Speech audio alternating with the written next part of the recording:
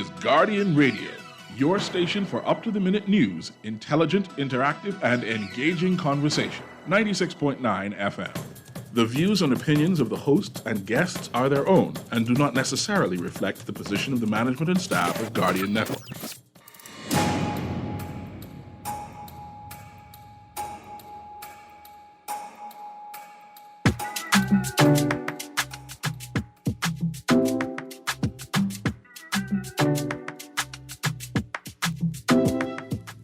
She was morning and I was nighttime when they woke up to find her lying beside my bed, softly said, "Come take me, for I am lonely, in need of someone, as though I've done someone wrong somewhere, but I don't know where, come lately.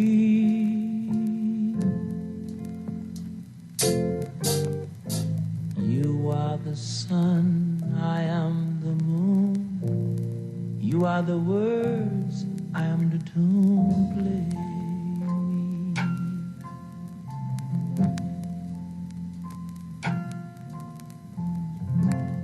And so it was. Good yawning this morning, and welcome back to Guardian Radio 96.9 FM, your station for fresh news, smart talk all day. I hope you enjoyed that little snippet of a song by Wendell Stewart, Play Me. It's a cover. It's a popular song, but I couldn't let Mr. Dwight Strawn out Monday mornings make me cry, existential dread me this morning. I had to go find some nice Bohemian music to do the very, very same thing to start this wonderful rainy Wednesday morning. Good morning. I hope you are safe out there. I hope you are listening to the radio on your phone and not using your phone as you drive through this wet weather this morning. That's very important, because if you are distracted by what's going on in your phone, you won't see all of those people who are forced to use the streets on foot. All the pedestrians this morning that have to walk through the rain-soaked roads. Please drive carefully. Please don't splash anybody. Please be kind. Please practice spatial awareness. Practice empathy. You in your car now, but one pothole later, and you could be on the side of the road too, wondering how many months will it take for that one part to get to Nassau to fix your car. It's very important. So this morning, we are in the news. I'm telling you what I found and I think we should talk about, and I'd like you to call or text and tell me what you found and you think we should talk about. Remember, we're streaming live audio and video on GuardianTalkRadio.com. If you got to move away from your radio, you could listen on TV on Cable Bahamas, channel 969, or channel 612 if you're on Flow. You can download the Guardian Radio app for your Apple or Android smart devices and listen to our audio feed or watch us on our video feed right there on the Guardian Radio app. You can text us on the Guardian Radio text line as 422-GR96. That's 422-4796. And remember, that's powered by BTC. Standard text rates apply. Remember, you could call us at 323-6232, 325-4316, or 325-4259. I want to say happy birthday to a couple of people, to artist extraordinaire June Owen, to another phenomenal artist, Sonia Farmer, to Tessina Carey, to Portia Cartwright, to Shari Innes Grant, my colleague in Barbados. Happy belated birthday to Mr. Chester Robards, who was just on. I'm going to say in advance, happy birthday to Orinthia Komalafe that celebrates a birthday tomorrow morning. I also want to say shout out to all the staff at NIB Fox Hill. Their service was so fast and efficient and effective that I didn't even have enough time to sit and stare at that mango tree nearby and plot how I was going to get some mangoes. I have to try some of these mangoes. I got to figure out who owns this tree because this tree produces mangoes twice a year. Twice a year. I need to see what those mangoes taste like. I also want to send a very special good morning to all of the security officers in the country, in New Providence. Right now, I want to say thank you, particularly those security officers who instantly become protocol officers when they start working at some establishments. I want to say good morning to everybody. Says good morning to you because everybody recognizes the extent to which some of these businesses and systems cannot function without you, Mr. or Mrs. Security Guard, doing what you're doing, even though you're not getting paid to do what you do. And so I'm hoping the public and some of these companies that you've been subcontracted out to will see it in their hearts, right? To lobby the state to ensure that every single security company is following the Employment Act. That security officers are being paid according to the law. They're being scheduled according to the law. That if they work over the allotted, what is it, 40 hours a week, that they get overtime pay. If they work on holidays, they get extra pay. Security officers are not uniformed forces. And they should not be treated as such without the benefits and compensation for the sacrifice that uniformed forces make. This is an extremely important point. Somebody has to provide oversight for the sake of the workers. And this is an entire space that is completely and totally unregulated. Now, why that is also important beyond, the quality of life and the treatment of people working in a country who, in its preamble to the Constitution, reminds us that no man shall be enslaved for their labor. They will be compensated for their work in this country. But that's going to be, I want to draw back to that later in the conversation because I want to talk about a couple of articles in the paper over the last couple of days. One of those is Monroe expresses concerns over a number of people on bail being murdered. Second article, nearly half of murder victims were on bail for homicide. So we could draw back to that in a second. I want to say, check out, although I'm not directing you to my competitor, but I'm saying check out Alicia Wallace's column in today's Tribune on the Roe v. Wade issue. That's one of the things I want to talk about today.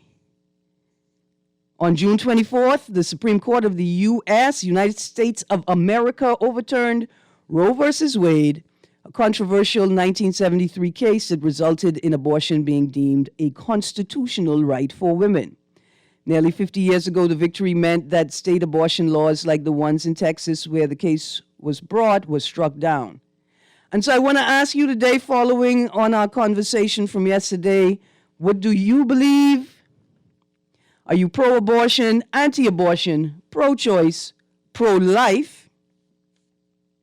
And do you believe, well, I'll ask the question, is this a legal issue, a religious issue, a human rights issue, or is it a political issue? A couple of things I want to talk about.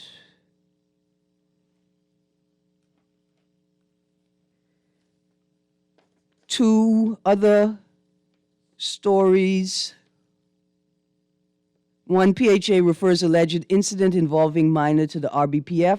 And in today's papers, we know that story is devolving, unfolding in the paper. The second story, child abducted in Grand Bahama. 9-year-old girl abducted from home, allegedly abducted from home, found walking in the streets later that morning. There was an oil spill on Pardusky, apparently. Fishermen are watching it. I don't know why only fishermen are watching it. This is not one of those don't watch nothing moments. Then I got another question about feminine hygiene protection. We have plans and protocols and even special units for essential items and priority services. But what about feminine hygiene protection? Then I have some questions. Who can demand Adrian Gibson's resignation? I saw a story on the news. I thought those were some interesting questions. Who can demand his resignation? Is it constituents, a party? Supporters, card-carrying members? It's an interesting conversation.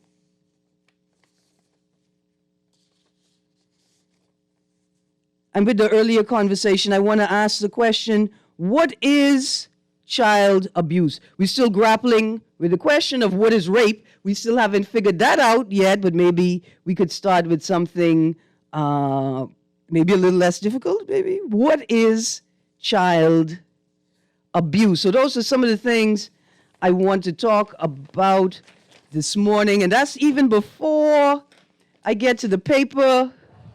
There's an article here, woman convicted of murder. It took a jury 30 minutes to unanimously convict Nadisha Beckford of the murder of her girlfriend. Wow.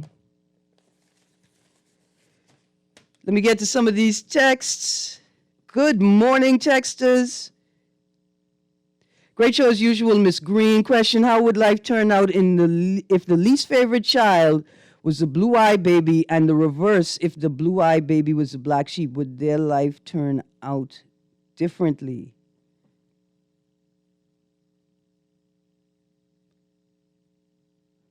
Okay, another text says, if a mango tree bears twice a year, don't eat from that tree from Cat Island, and may not be saved. But you know, we could learn a lot from the mango tree. And another text says, the tamarind switch is child abuse. I agree with you. I wonder how many people agree with you. I got a text here that says, callers are coming right now. I got a text here that says, Erin, why is the first, second, and third stories in our nightly news in our country always crime? Can we find some positive stories and make them the lead stories? I know negativity gets ratings, but I challenge our news outlets and newspapers to be more original.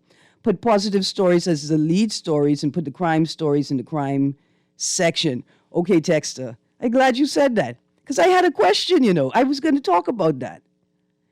I was going to ask if we are seeing an official policy where we are not reporting serious crime in the paper. Like, we're not prioritizing the reporting of serious crime. That's what I was going to ask. But it was really going to start with the question of, are we not calling rape, in an attempt to protect the tourism industry? And is it worth it? Is it anti-ethical? Like, does it it don't make sense? It's not going to solve the problem. That's what I was going to ask. We're going to get into that. Let me go to this caller. Thank you for that texter. Good morning, caller. You're on the clock. Good morning, Ms. Greene. Hi, good morning. How you doing? All right, Ms. Greene. In the news, right, I guess in the papers, with this NIB investments by the government. It seems like yesterday they talked about the increase in the contributions. Now they're talking about investment. Why split them up? And what I want to ask you is, do you know anything about NIC in the UK? Oh, what's that? National insurance? National, not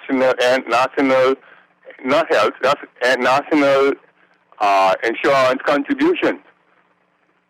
No, I don't. Okay, that's the equivalent to NIB. Okay. See, this insurance takes care of pensioners, and all pensioners get, no matter what they contribute, they get the same thing. Right. Right? And non-contributors don't get pension from this, right? But they get health care. This is where NHS gets its money from, along with other taxes. I got you. Right? As well as the old folks get their, you understand, their old folks' homes and the like, and also so services get their money from this. And the only thing that the non-contributors don't get is the pension. Right, but they get health care. But they get health care and other other social assistance, right? Yeah. Now, and also what they have is a mandated employment insurance besides this NIC. You understand what I'm saying? Okay. So we in this country, we need to get rid of it and do the things, do the progressive things, and the PLP call themselves progressive. They need to bring the income tax. They need to mandate the employment insurance, and they need to fix NIB and stop making it the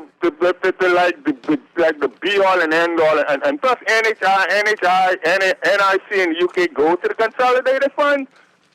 It does. It does. They didn't go to that's where it goes. Okay. You see, and the government decides what the contributions will be in Parliament every year. You see, and they subsidize it, whatever they deem is necessary, they do it. And it doesn't stand alone. Money comes from other places to subsidize, and that is whatever the responsibilities of NIC has. You see, so we need to get rid of it in this country, man, and stop pandering to these people who want to pay taxes.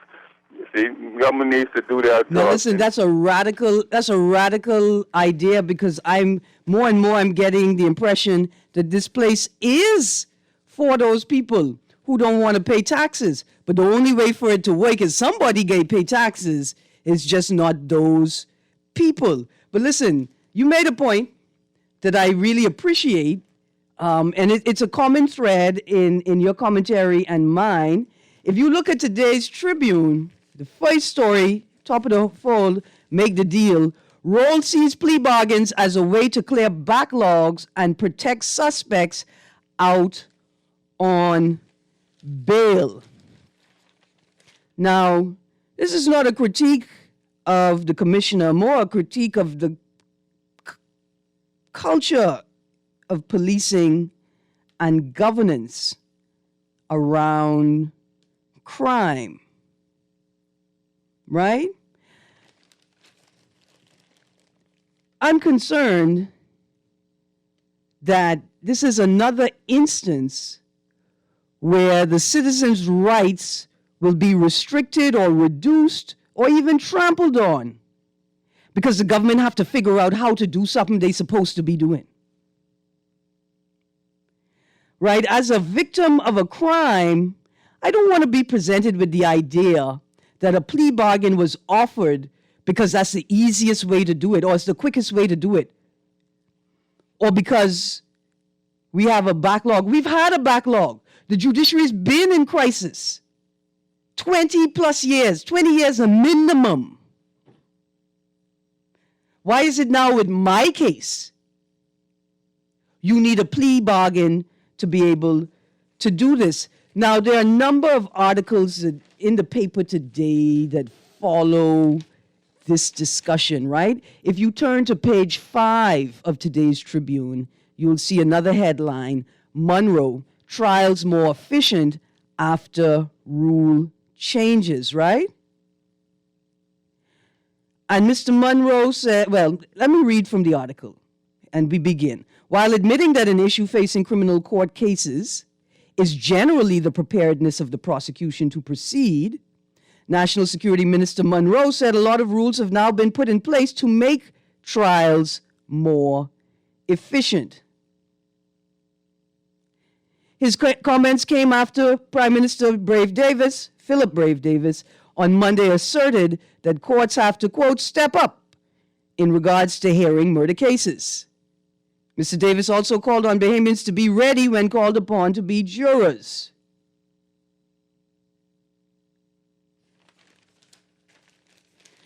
And so, within these two articles, we see 3 individuals, the Prime Minister, the Commissioner of Police, and Minister of National Security, indicating that there are problems and what the problems are. And we've known what the problems are for such a long time. Why is it that the victim is required to sacrifice something? Why? Why can't you all just fix it? The Commissioner of Police raised a similar issue when discussing the lack of functionality or efficiency of the coroner's court and the lack of coroners available, prompting him to create his own impromptu or informal committee to do the same work, essentially.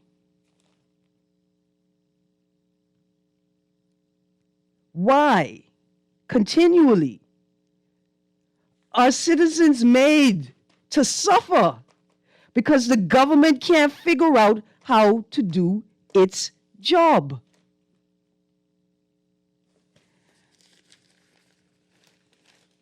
Let's take a pause for a moment. Let's go to the call. Producer, please.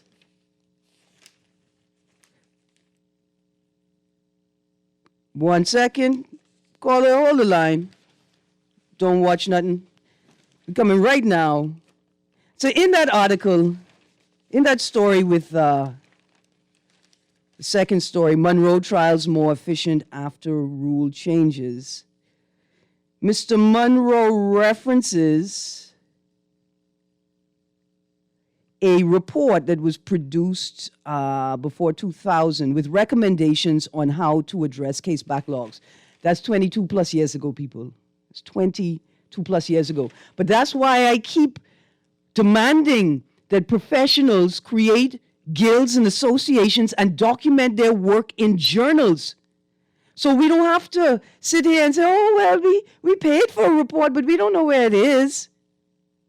When the government say, oh, we can't find a report, we could say, oh, no, it was published in this issue of this professional journal. Let's go to the calls. Good morning, caller. You're on the clock.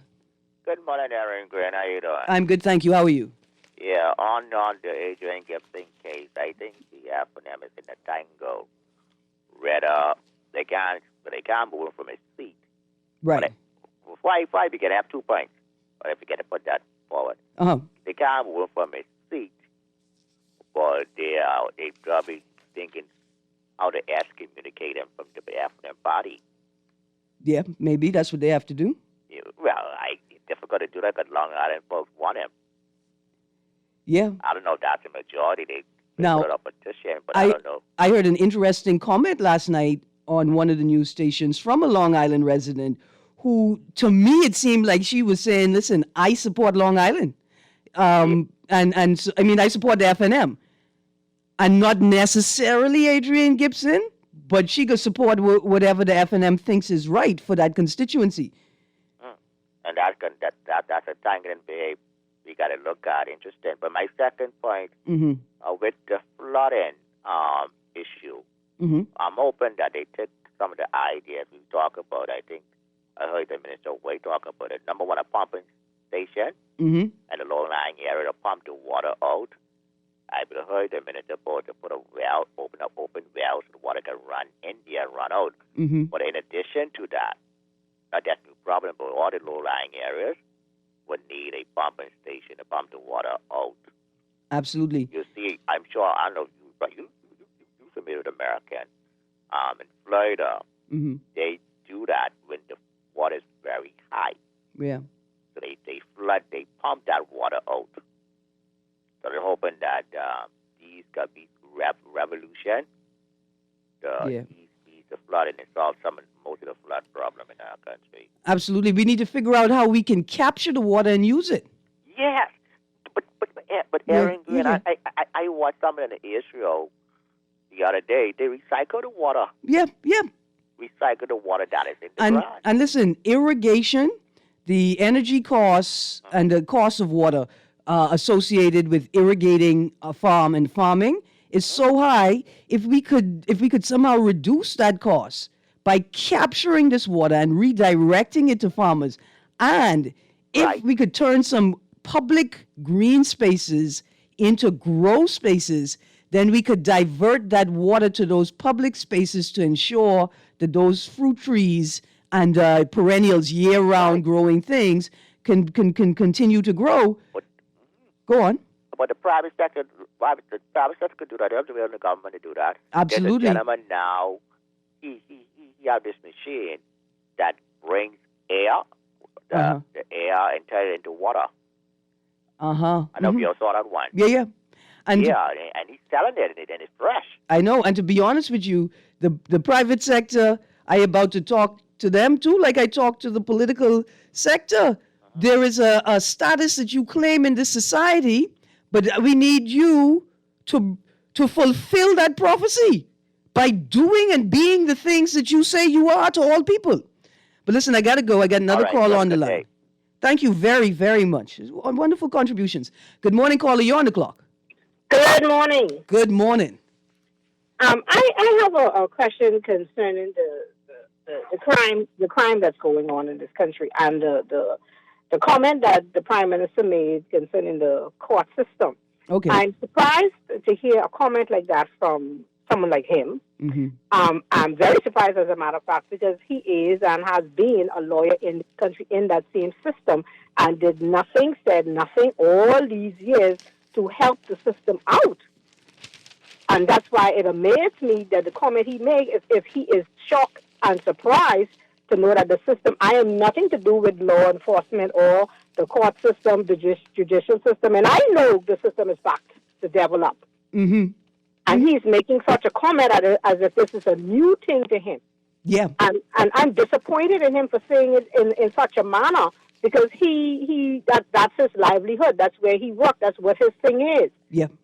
You understand me? Yes. And with the crime that's going on, I am kind of shocked again at Mr. Monroe, because here he is boarding with Crown Land as if that's his portfolio, instead of trying to do something with the crime. I don't see him or hear him or there daily trying to work on that. Every now and again he makes a comment. However, he is foot to foot on these people concerning the Crown Land situation, which I know it needs to be dealt with. But I don't think it needs to go that high up to him, because somebody else's portfolio is Crown Land, not his. I feel you. I feel you.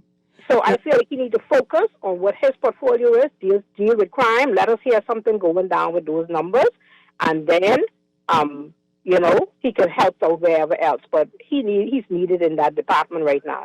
Absolutely. And whatever the issues are with morale in the force, they need all hands on deck, reassuring the officers that they have the senior administrators' ears and the politicians' ears, because it's the people on the ground.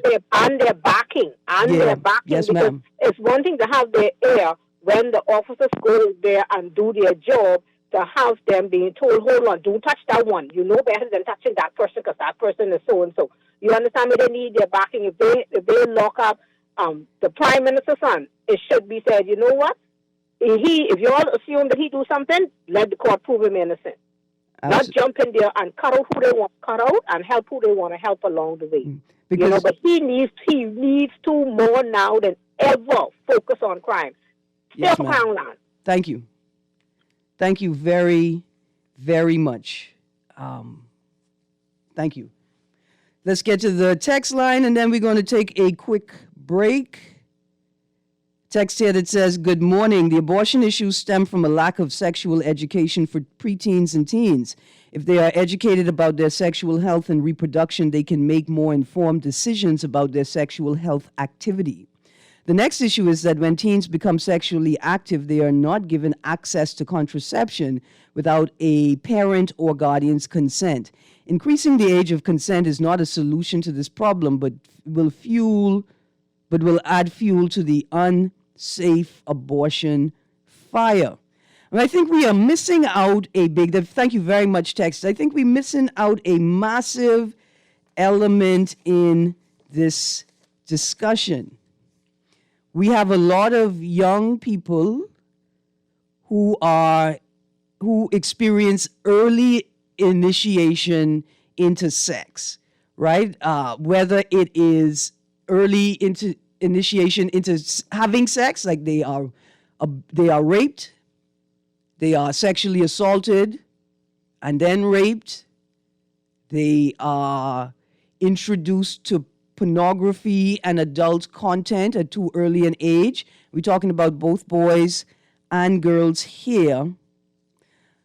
But I am very concerned that a lot of our young people, very young,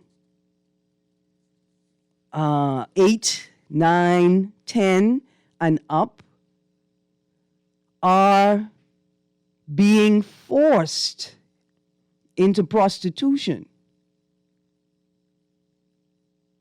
So I want to ask the question, how many people in this country right now you think are engaging in transactional sex? That's like when you have sex for things, but I don't want you to think that I mean things. Like people are being tingsy. I mean things like rent, like a place to stay, like somewhere for my children to sleep safely. Or like in an alternative, like I have a place to stay, but I'm not safe. I can't really control who could come in. I need a man in this space, right? So I could protect my turf, some of these communities. How many young people are engaging in transactional sex? How many young girls are engaging in sexual relationships and pseudo-romantic relationships with older men because they need things like feminine hygiene, protection, which is why we need to have that secondary conversation about why there's no unit for something that 50% plus of your population need. Producer, let's go to that call dead quick, and then after that call, we'll go to the break. Definite. Good morning, caller. You're on the clock. Yes, good morning, Miss Greene. Good morning. How you do? God bless it. Big up Gardner for always promoting the real situation on the ground here. And so I'm listening to you with these scenarios. I'm very disturbed. You know, I have 2 daughters. One is pretty much young, and so I would go out of my mind, right? And would stop talking if someone was to bother with her and just apparently find the best way and the most secretive way to do what I have to do, because it is sickening to me now. I would like to just, everybody should know this. All of this events that you're talking about, poverty leads to this. I mean, this is a result of poverty. Because, in the city, I've seen these things. So you're talking about things, it could just be food. And the globalists and the people know that this is the vulnerability. I got a little joke for you, Erin. Yeah. You want to find the Oban Files yet? Bless it. Hey, listen, and that's at the root of it. And that's why the need for serious critique of governance and then the importation of politics, right? The critique of governance and how politics thwarts, that's THWARTS, thwarts the true function of government. Because you swear, it's like some of these state actors must be sitting in their room saying, well, look here, I can't. How I can solve the problem? And it's like, but you're getting paid to solve it. In fact, your salary reflects the difficulty of the work or the nature of the work that you are obligated to do in this job. Some of you have legal duties of care. Anyway, producer, let's go to a break. And when we get back from the break, I got a text here, and it's a doozy. Anyway, you're on the clock. Stay tuned, Guardian Radio, 96.9 FM. Another grace would save me.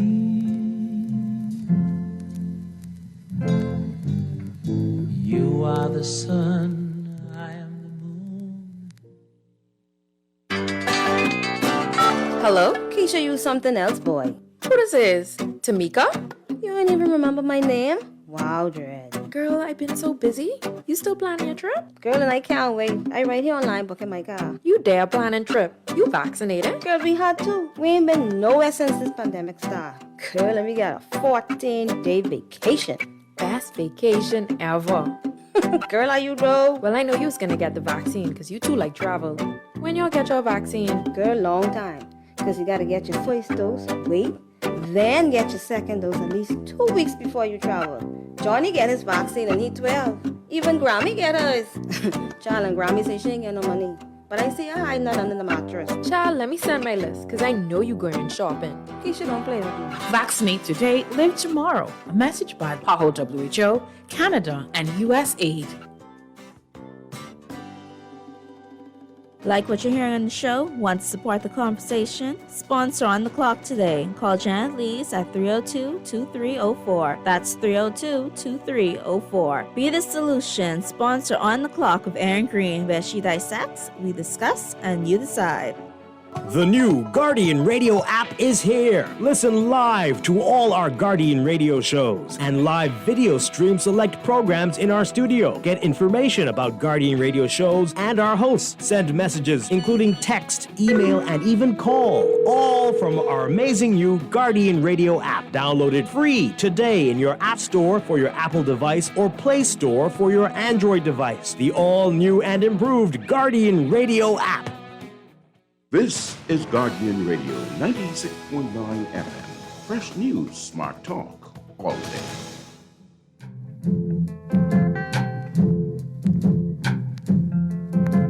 Sitting in the railway station with my suitcase in my hand. Going back where I came from, I have more than I can stand. Of watching them destroy my dreams. They picked my brain till it was clean. When I was up, they knocked me down. I ain't gonna hang around. I'm going home. Look here, if that railroad could take me straight to Fresh Creek, I am on it. To Pirates Well, to 7 Mile Beach in outside Governor's Harbor, to that beach in Cat Island. It was too rough for me to go in the water. Look here, let that railroad take you home. Okay, I got 2 important texts here. Let's start with this first one. Morning, Erin Greene. I'm calling today to talk about how bad the senior citizens are being treated at the Robinson Road Social Service Office. They still there from 5:30 a.m. The staff talk to them badly. It seems like nobody care about them, but they work for what they're getting. They work for what they're getting. It's not giving to them. Please save. Could you find someone who could stop the bad treatment of the civil servants and the disability? Okay.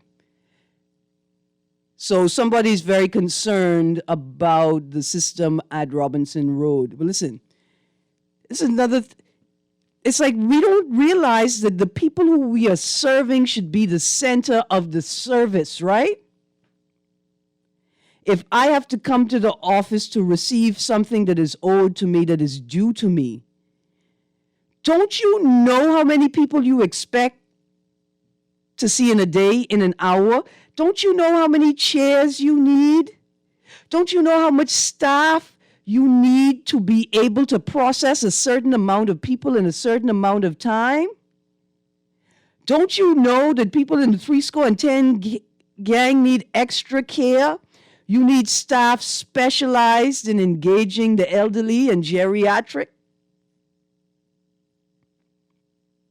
Why isn't social services being given the tools and the resources they need to do their jobs and to treat their clients with dignity and respect? How is it that you cut so much money from the social services budget this cycle? Got another text here, says, could they make a law banning people from sending pictures of dead bodies over the internet because that is pathetic? The poor and the middle class will pay the taxes, Miss Greene. They will pay the taxes. Miss Greene, my daughter is actually 6, but what I can't accept is that the policymakers don't see the need to give stiffer penalties to these child molesters. They rather vigilante justice because it ain't their children's life. Time for all children molesters who rape, no love. I imagine that says time is up.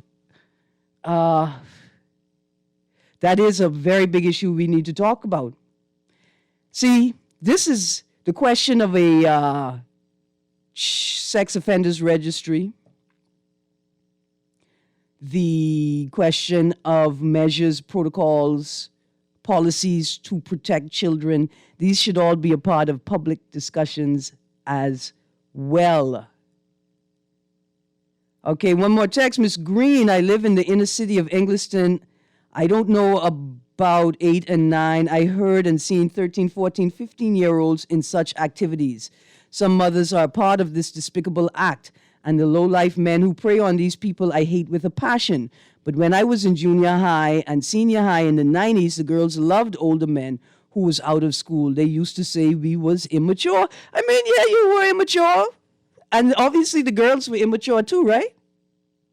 Because they thought the most appropriate place for them to be was with older men who weren't even in school. Yes, but at that age, we all immature. Some of us past that age and still the brain science has not set in yet. Yes, that is how the body works, and that is why society protects young people, sometimes even from themselves. But we do have a culture, we do have a culture and cultures where older male relatives are expected to initiate the first sexual experience with their daughter or niece, or in some instances, granddaughter and grandniece. And so, yeah, 8 and 9, it's happening. We've had 10-year-olds deliver babies. It's happening. We have anecdotal evidence of young girls being prostituted by their parents. And we know it's prostitution because there's a selective clientele, only people with money. Okay. Yes, independence is coming soon. So here's the text I wanted to read. Good day. We should only talk about one thing, Miss Greene. Potholes, in capital letters. Potholes. 1. By PMH, tourist hit a hole and his wife fell off the bike into the water. So now, Ministry of Works, you want me to pay for my own car rim, that has to be replaced because it just is broken up.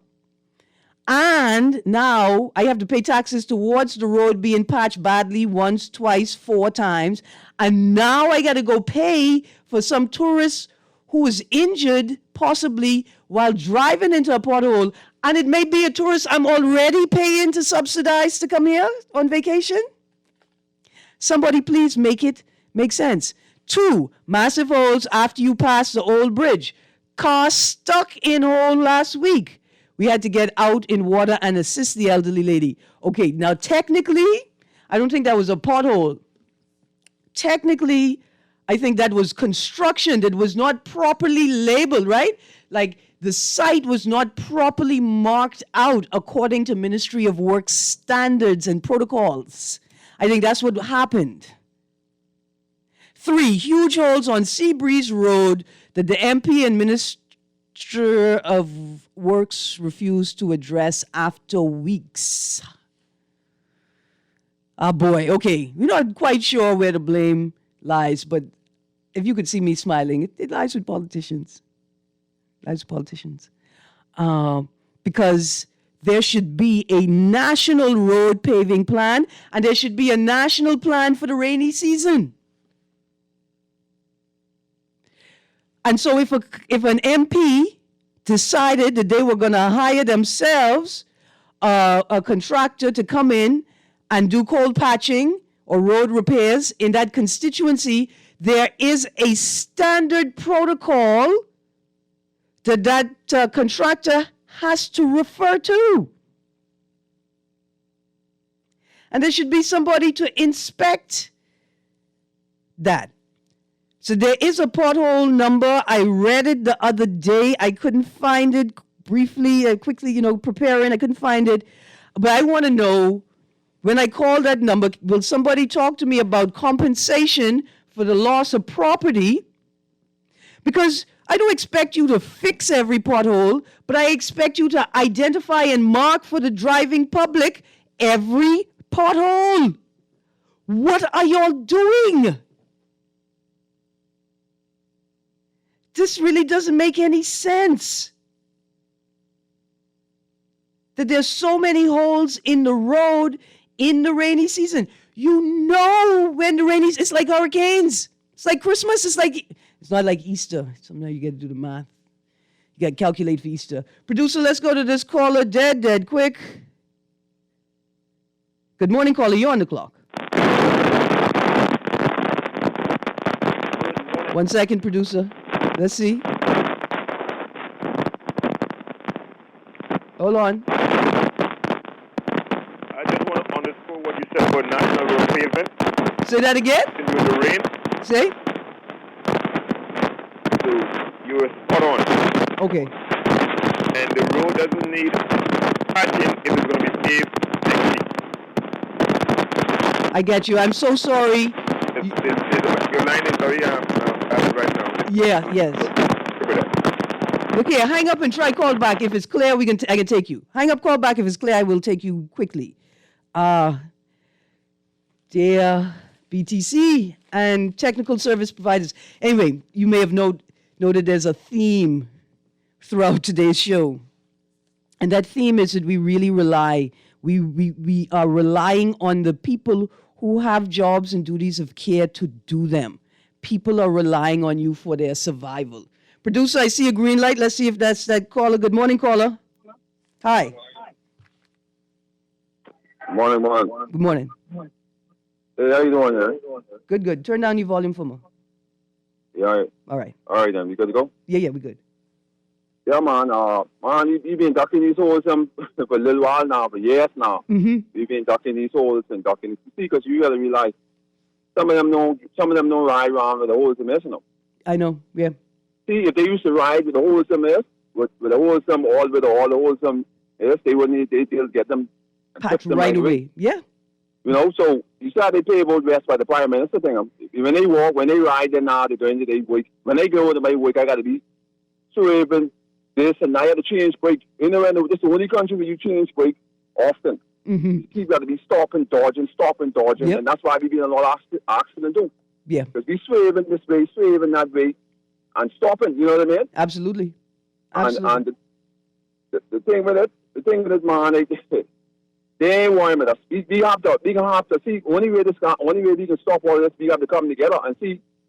Mm-hmm. The people, they ain't worrying, but later on down the future, when they got to come out of the system and ride in the public, mm-hmm. They say you sow, you reap, or you reap what you sow. Yeah. Well, we gonna reap something. Even if it's just feelings. If the only thing you put in the air, in the ground is feelings, that's what we are going to reap. But thank you very much. You're right, and it takes a toll on our bodies as well, caller. The impact on our bodies is tremendous.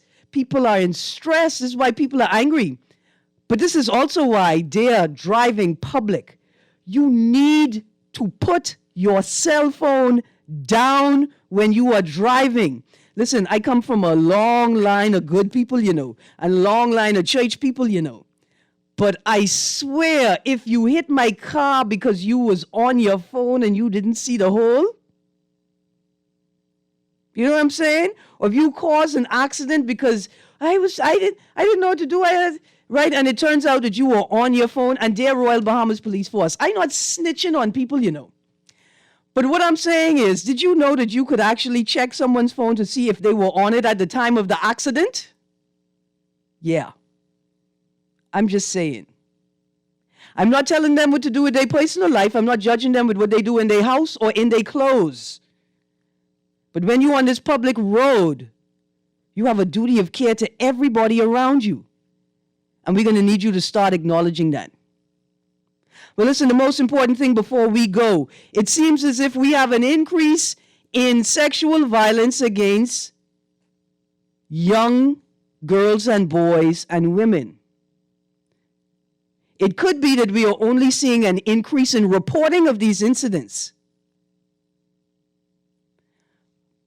But the potholes are important, but that's more important. We as a community need to begin to prioritize protecting young people. That's it, and that is all. It's been great this morning. Thank you for calling. Thank you for texting. We're going to do it again next week. What's in the news? On this episode of The Bahamas, you're on the clock. Stay tuned. Guardian Radio AM is up next. Have a great day, Bahamas. Station with my suitcase in my hand, going back to where I came from. I have more than I can stand of watching them destroy my dreams. They picked my brain till it was clean. When I was up, they knocked me down. I ain't gonna hang around.